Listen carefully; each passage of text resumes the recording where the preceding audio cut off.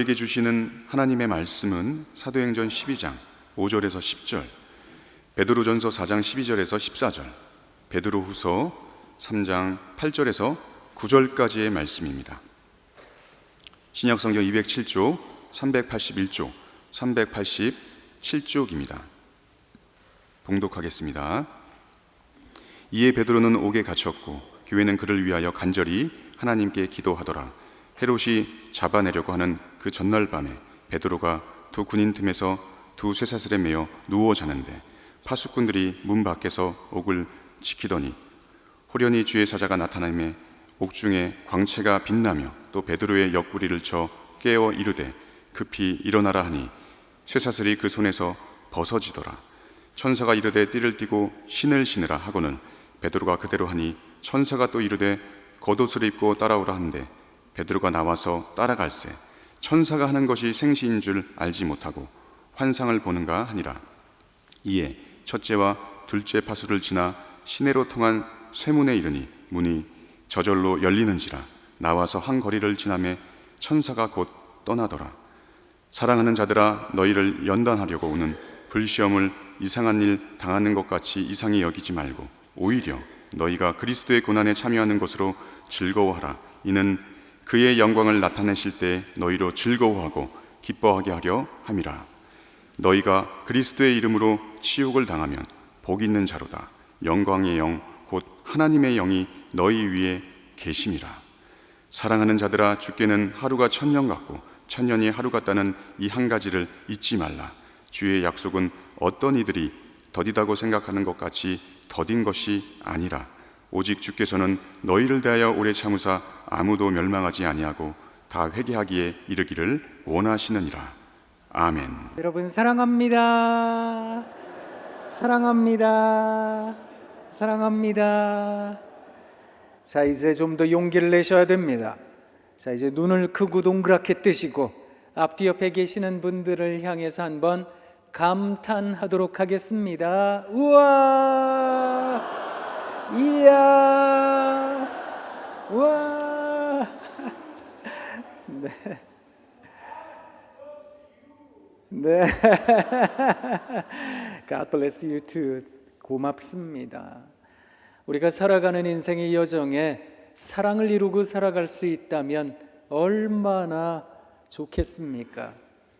사랑합니다. 우와 하고 우리가 인사를 했지만 정작 사랑을 살아낸다는 것이 얼마나 쉽지 않은지, 제가 여러분들에게 사랑합니다 인사말을 드렸으니 사랑에 대한 시를 좀 읽어드리도록 하겠습니다.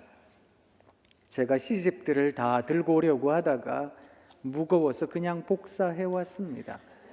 제가 읽어드릴 테니까 한번 들어보시면 좋겠는데요. 서정홍이라는 아동문학가 선생님 계세요.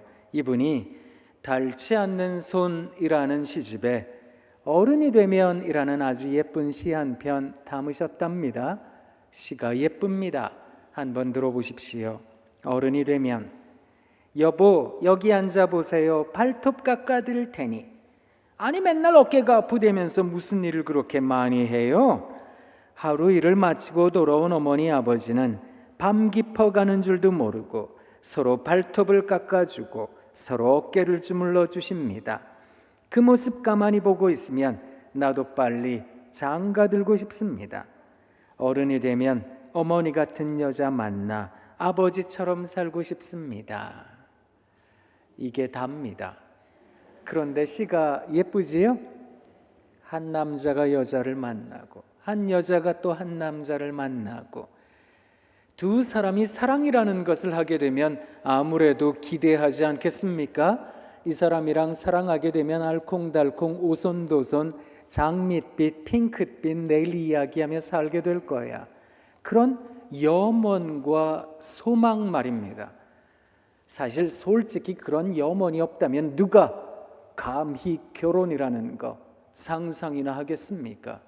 그러니 아무래도 사랑, 그 사랑이라는 것에는 이런 기대함이 있다, 그런 생각이 듭니다. 아마 신혼부부도 이 자리에 와서 그 기대가 가득하리라 그렇게 생각을 합니다. 그런데 이 자리에 계신 남대문의 신앙가족 여러분, 사랑도 삶이라는 것도 다 살아보셨지요? 이런 시를 듣고 계시노라면 문득 그런 생각 안 드세요? 한번 살아보라 그래.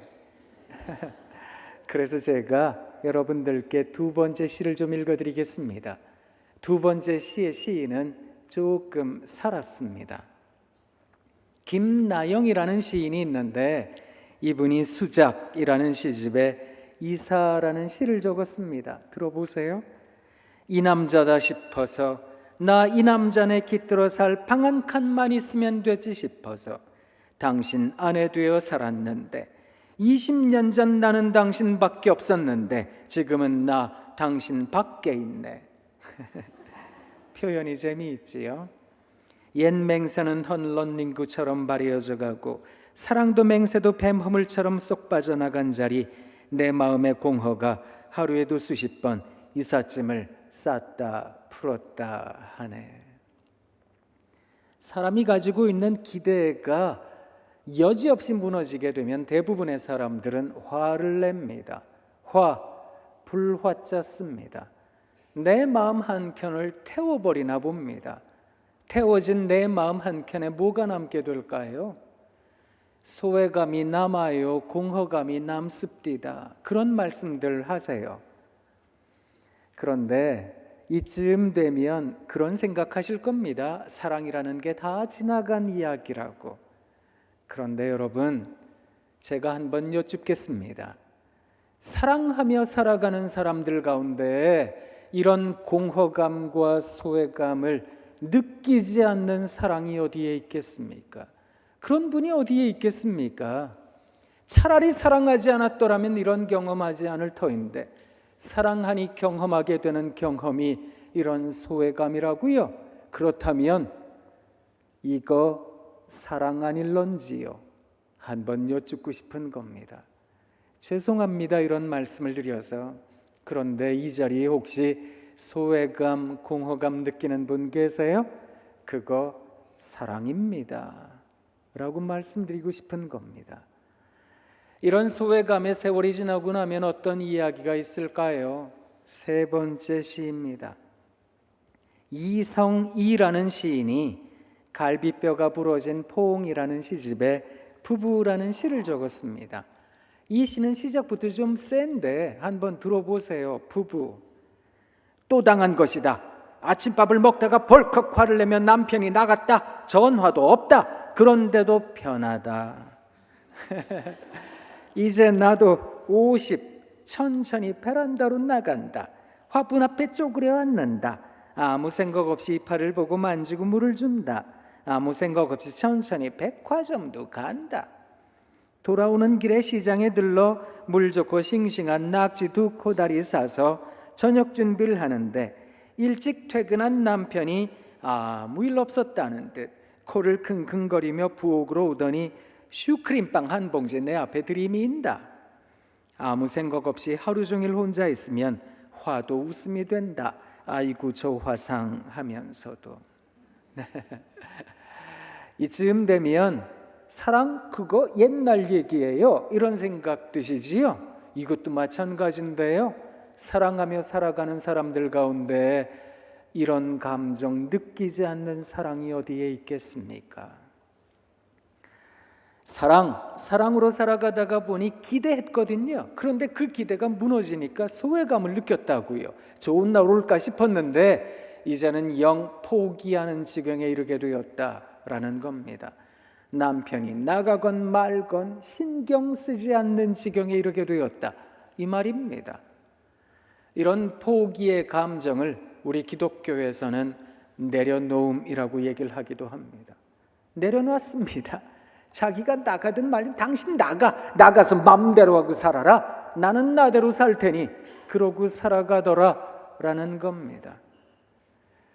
그런데 이 포기의 감정도 사랑입니다 라고 말씀드리고 싶은 겁니다.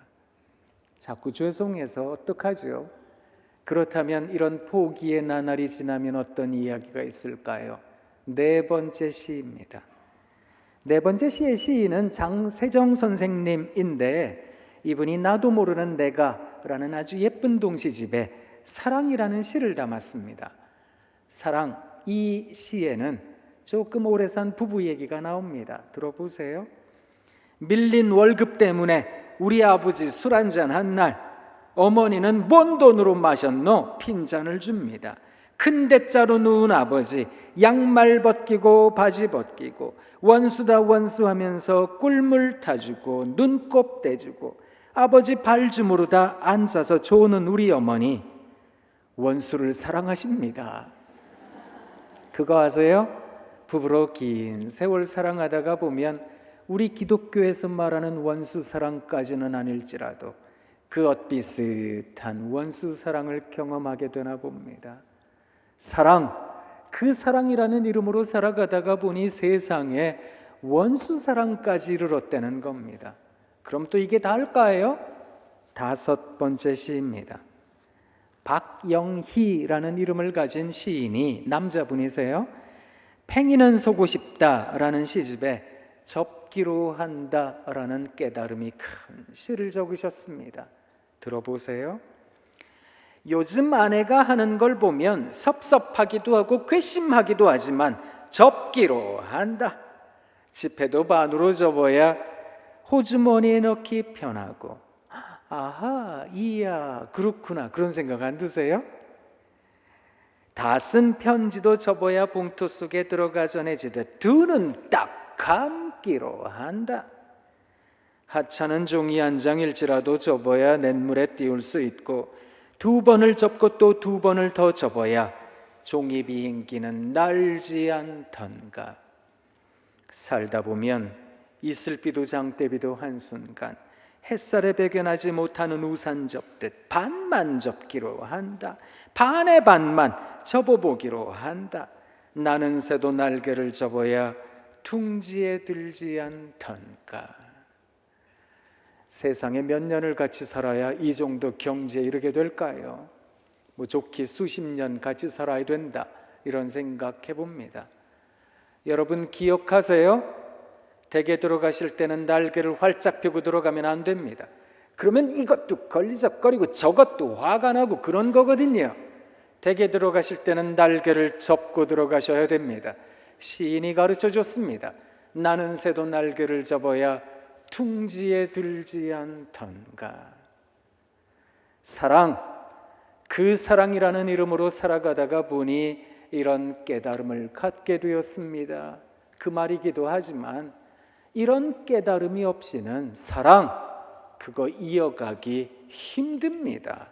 그 말이기도 한 겁니다.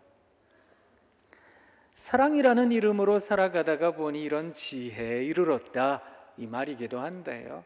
이게 다일까요? 여기서 더 오래 사랑하면 어떤 이야기가 있을까요? 여섯 번째 시입니다. 걱정하지 마세요. 이게 마지막입니다. 저 사람 뭐 시만 읽다 갈라 그러나 그러실 수 있는데요. 마지막 시의 시인은 이생진 선생님입니다. 이생진 선생님은 연세가 많으세요.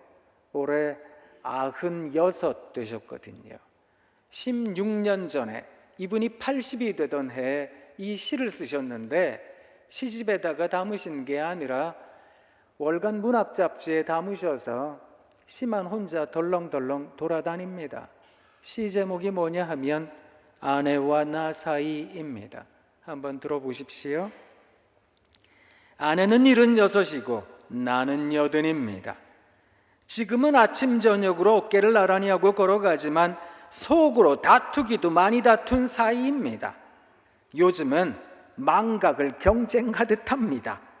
나는 창문을 열러 갔다가 창문 앞에 우두커니 서 있고 아내는 냉장고 문을 열고서 우두커니 서 있습니다. 누구 기억이 일찍 돌아오나 기다리는 것입니다. 그러나 기억은 서서히 우리 둘을 떠나고 마지막에는 내가 그의 남편인 줄 모르고 그가 내 아내인 줄 모르는 날도 올 것입니다. 서로 모르는 사이가 서로 알아가며 살아가다가 다시 모르는 사이로 돌아가는 세월, 그것을 뭐라 하겠습니까? 그걸 뭐라고 할까요? 이 시에 고개가 절로 끄덕여지신다면 연세가 많으신 겁니다. 저는 아직 젊어서 잘 모르겠습니다. 그런데 조금 알아지는 것 같습니다. 그렇겠구나. 서로 모르는 사이가 서로 알아가며 살아가다가 다시 모르는 사이로 돌아가는 세월을 나누는 사이, 그게 아내와 나 사이가 아니겠습니까? 연세가 많이 드신 어르신들은 이쯤 되면 만감이 교차합니다. 그런 말씀들을 하세요. 바라보고 있자니 일생 살아줘서 고맙다가, 그래도 나한테 잘못한 거 생각해서 부하가 이만큼 치밀었다가, 그래도 바라보니 불쌍했다가, 그래도 자꾸 밥 달라고 하니까 얼마나 속이 상한지 저 영감탱이 빨리 안 죽나 이런 생각했다가 5만 가지 생각이 다 든다고 만감이 교차합니다. 그 말씀하시더라고요. 저는 지금 여러분들에게 사랑에 대한 6편의 이야기를 읽어드렸습니다. 사랑, 그 사랑 이야기에는 6편이 닿을까요? 아니요, 그렇지 않을 겁니다. 수천, 수만 편이 있는 거 아니겠습니까? 그만큼 사랑이라는 이야기에는 참으로 다양한 이야기들이 있답니다. 그러니 사랑하는 남대문의 신앙가족 여러분, 사랑에 대해서는 너무 쉽게 속단하셔서는 안 됩니다. 내가 지금 경험하는 사랑이 달 거라고, 이제 다 끝장난 거라고 그렇게 여기셔서도 안 되겠습니다. 사랑이라는 것에는 수많은 이야기가 있으니까 말입니다. 그렇다면 내가 지금 경험하는 경험이 다가 아니라면 우리가 좀 더 살아, 좀 더 참아 사랑을 경험해야 되는 거 아니겠습니까? 한번 여쭙고 싶은 겁니다. 기독교에서 말하는 사랑장, 고린도전서 13장, 그 사랑장에는 사랑을 풀어서 설명한 대목이 있습니다. 13장 4절에서부터 7절까지의 말씀 말입니다. 거기에서 뭐라고 적혀 있는지 아세요? 사랑은 이러하며 이러하며 이러하며 쭉 적혀 있는데 제일 먼저 적혀 있는 것은 사랑은 오래 참고입니다. 7절 말씀에 사랑을 정의하듯 말씀합니다. 사랑은 모든 것을 참으며 모든 것을 바라며 모든 것을 믿으며 모든 것을 견디느니라. 사랑이라고 하는 건 결국 참고 견딤으로 이 세상에 드러난다는 겁니다. 생각해 보세요. 우리 하나님께서도 지금 이 순간까지 참고 계시는 거 아니겠습니까? 사랑이라는 건 그렇게 드러나는 거 아니겠습니까? 오늘 우리가 함께 봉독한 하나님의 말씀 가만히 보세요. 이 말씀을 보면 우리가 알던 베드로의 모습이 아닙니다. 베드로, 예수님의 제자들 가운데 급하다의 대명사, 성질 급한 사람 아니겠습니까? 자기의 생각보다는 말이, 행동이 먼저 앞서는 사람이었습니다. 그런데 이 베드로가 죽음 앞에 직면해 있습니다. 12장 1절부터 사건 하나가 등장합니다. 요한의 형제 야고보가 잡혔습니다. 헤롯이라는 사람이 그리스도인 가운데 하나 붙잡자, 그리고 그를 칼로 죽였습니다. 그랬더니 인기를 얻었습니다. 내가 하나 더 붙잡아야 되겠다. 그리고 붙잡힌 바 된 사람이 베드로였습니다. 유대인의 절기 6월절이 지나면 그는 죽은 목숨입니다. 살 가망성이라고는 조금도 없는 겁니다. 이제 새벽이 되고 날이 밝으면 베드로는 죽음 앞에 섭니다. 그런데 여러분, 우리가 아는 베드로는 아마 이리저리 우왕좌왕하며 어떻게 하나 그랬을 사람인데, 이 사람이요 세상의 천하태평입니다. 보세요. 그 옥 안에서, 감옥 안에서 내일이면 죽을 텐데 이 사람 얼마나 신나게 잤는지요. 저 같았으면 내일 당장 죽을 목숨이라고 하면 하나님 살려주세요, 살려주세요 열심히 기도했을 텐데, 베드로가 붙잡혔을 때 교회 공동체가 모여서 열심히 기도했다고요. 그 기도 하나님 들어주세요, 저도 살려주세요 했을 텐데, 주변에 조금이라도 어른거리는 게 있으면 얼른 깼을 텐데, 오늘 말씀을 보면 천사가 감옥에 등장했습니다. 광채가 비쳤답니다.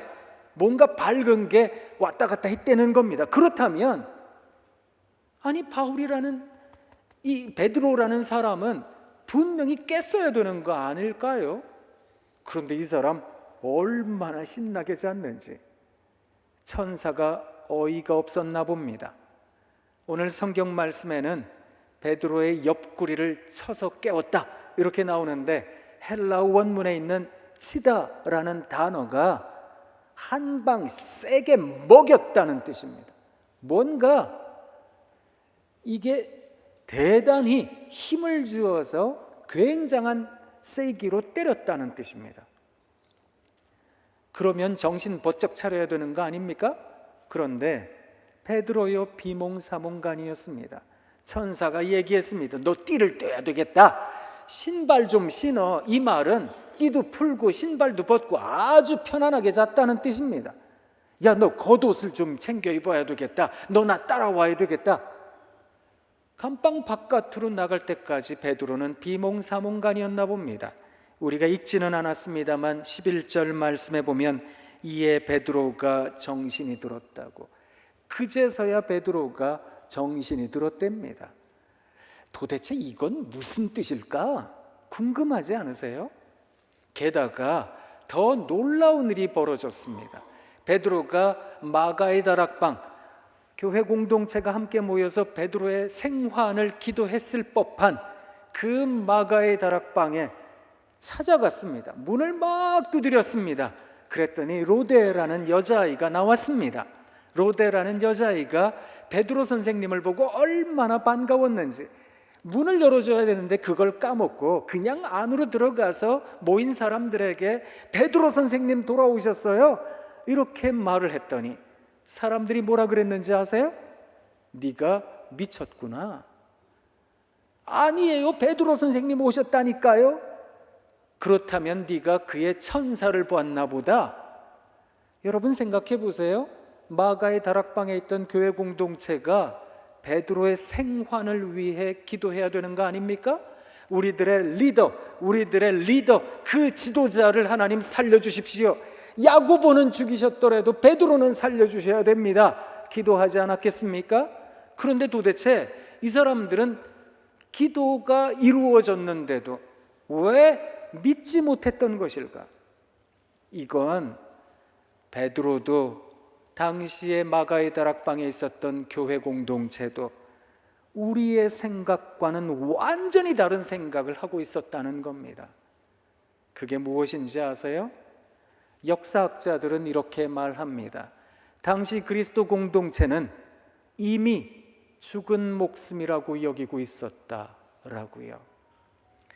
예수님, 요한의 형제 야고보가 붙잡혔습니다.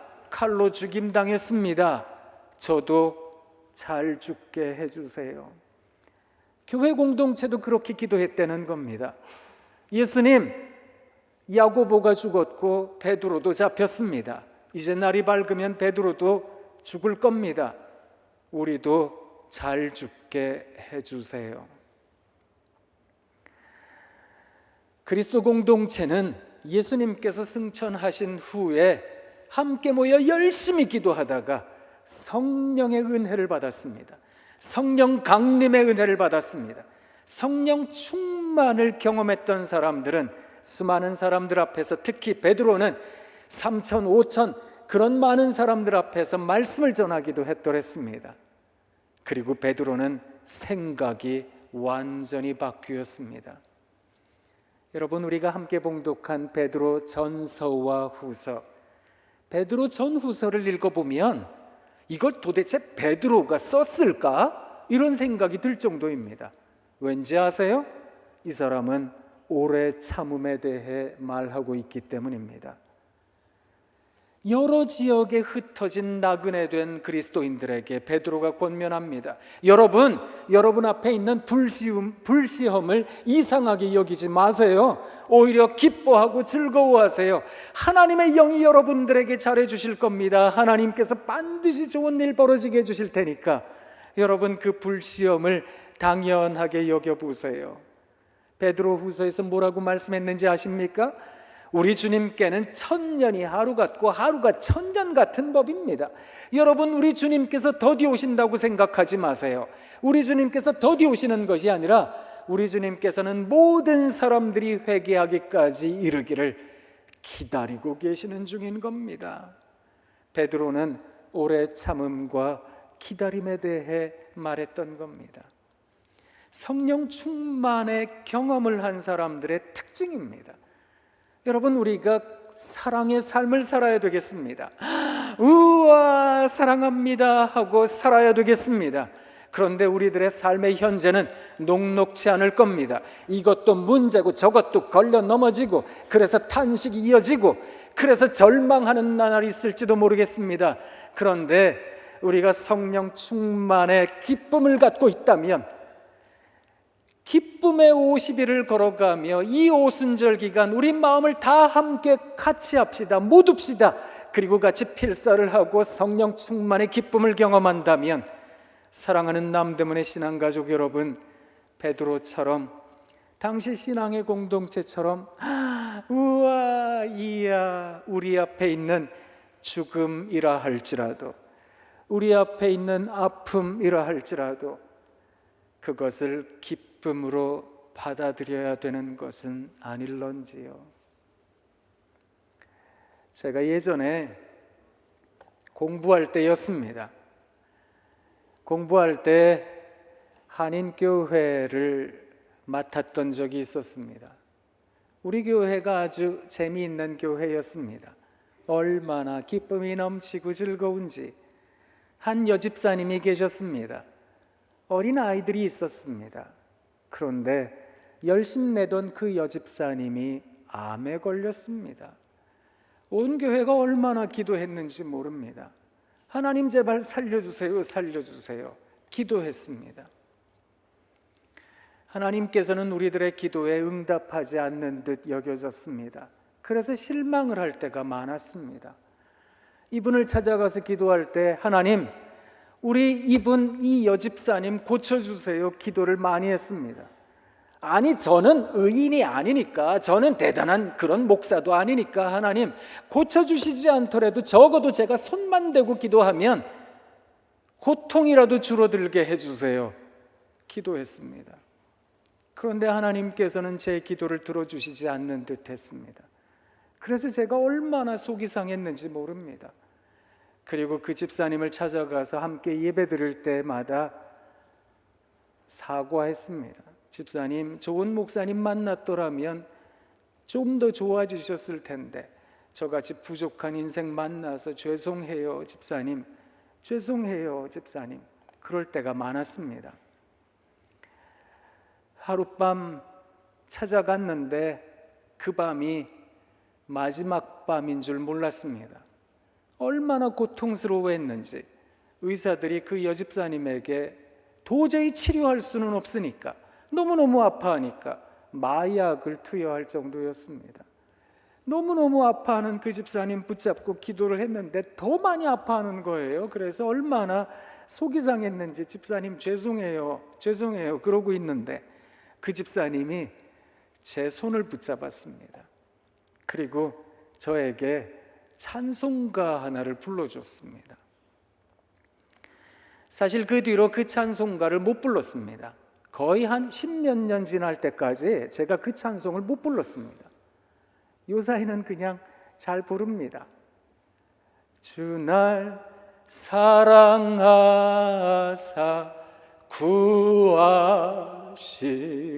구하시려고 저 십자가 고난 당하셨도다.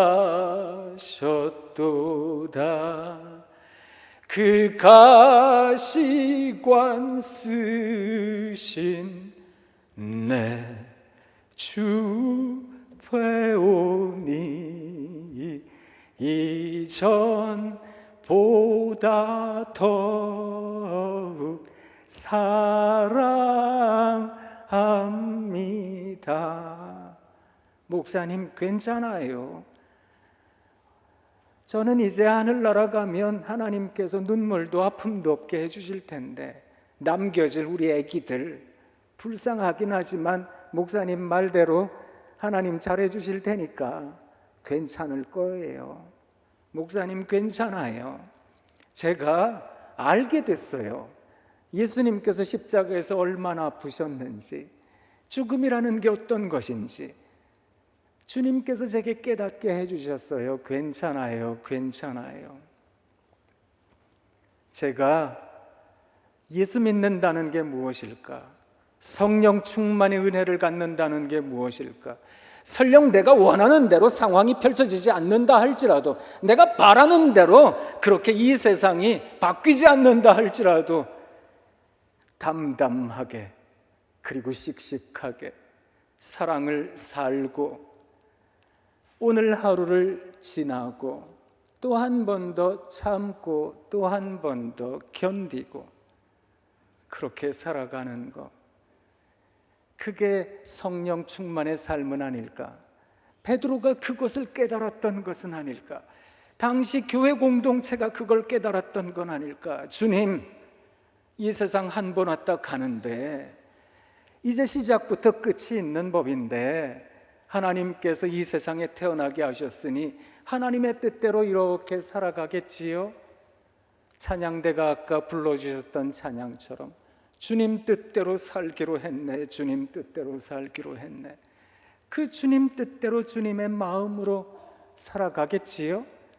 그렇게 살아가다가 죽음이라는 것 앞에서 부활의 하나님을 발견하고 오히려 기뻐할 줄 아는 신앙인이 되는 것, 그래서 우와 이야 사랑합니다 사랑합니다 하는 것, 사랑을 살고 감탄을 살고 그렇게 살아가는 남대문의 신앙가족들 다 되시길 부탁드립니다.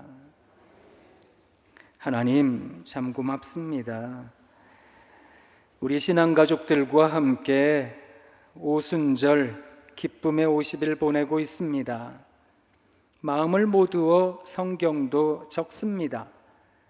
성령 강림절을 대망하며 오늘 하루하루 살아갑니다.